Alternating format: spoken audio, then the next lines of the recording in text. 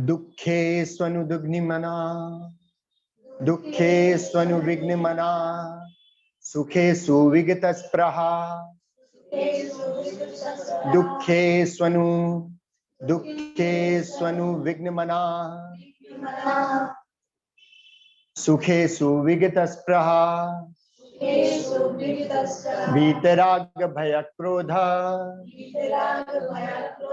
स्थिति धीर मुनिरुच्यते वीतराग भय क्रोध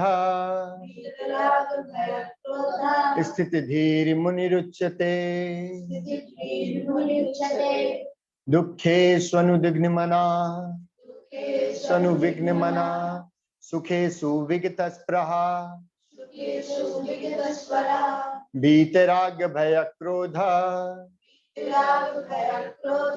स्थिति धीर मुनिरुच्यते। अध्याय 2 श्लोक 56 में भगवान बता रहे हैं,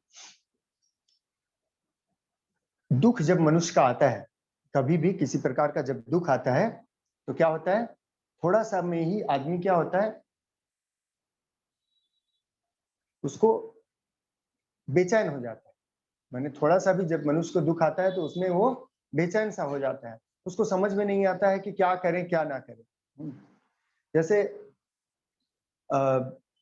फॉर एग्जाम्पल घर में आग लग गया, ठीक है, जैसे कल का ही बात लीजिए, उसका बुद्धि है, सब कुछ है मनुष्य का, लेकिन फिर भी क्या है, जब घर में प्रॉब्लम्स आते हैं, जैसे अचानक से घर पे पंखा था, पंखा लगा हुआ था, उसका एक कॉर्ड लगा हुआ था, तो कॉर्ड में आग लग गया, तो घर परिवार में एक क्या हो गया, उथल पुथल, आग लगेगा चाहिए रकम। बुद्धि का उपयोग होगा तो उस समय क्या होगा कि कैसे संभला जाएगा वो चीज हम लोग कर पाएंगे। लेकिन अगर हम विवेक अपना नहीं लगाएंगे तो दुख में क्या होगा, कोई समस्या आने पे क्या होगा, हम उसमें खुद को संभाल नहीं पाएंगे और कुछ ऐसा चीज हम लोग नहीं कर पाएंगे जो करने से लाभ होता है, जो करने से वो समस्या जो है मिट जाती है, ठीक है ना।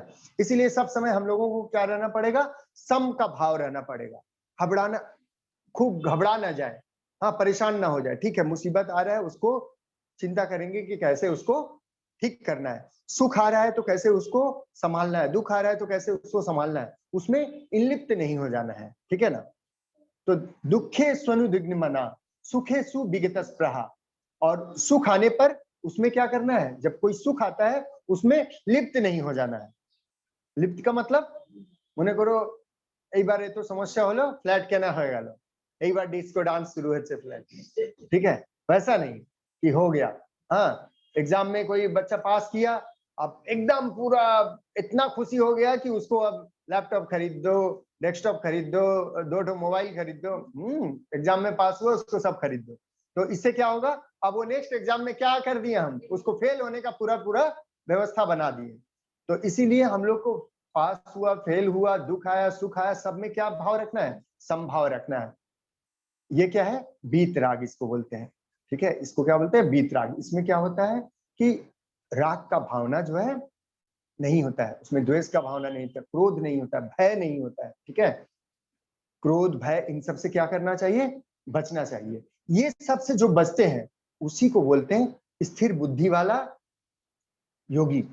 स्थिर स्थित स्थित धीर मुनि रुच्यते, उसे ही हम लोग स्थिर बुद्धि वाला मुनि, योगी, सन्यासी कहते हैं। समझ में आया, जो सब अवस्था में समान भाव से रहते हैं, ठीक है। दुख आने पे भी उसको बेचैनी नहीं होता है और सुख आने पे भी उसको बेचैनी नहीं होता है, उसी में ऐसे ही समय क्या होता है, ये समभाव होता है, और यही योगी का लक्षण होना चाहिए। योगी का लक्षण सांसारिक रूप में भी योगी को लक्षण अपना दिखाना चाहिए और आध्यात्मिक रूप में भी योगी को लक्षण अपना दिखाना चाहिए। लक्षण क्या है कि सुख दुख दोनों में समभाव से रहना, ठीक है। जैसे एक उदाहरण देते हैं, घर में किसी को संतान का जन्म हुआ, ठीक है, तो वो इतना ना खुश हो जाता है, इतना ना खुश हो जाता है, ठीक है, संतान जन्म हुआ, लड़की लड़का कुछ भी, वो भूल जाता है कि हमको कैसे स्ट्रगल करना है। तो जो जितना जिस चीज पर अपना राग लाता है उतना ही वो चीज क्या करता है, फिर दुख देता है। सैकड़ों बच्चे हैं, सैकड़ों बच्चियां हैं, ठीक है, सब में संभाव अपना लाना चाहिए।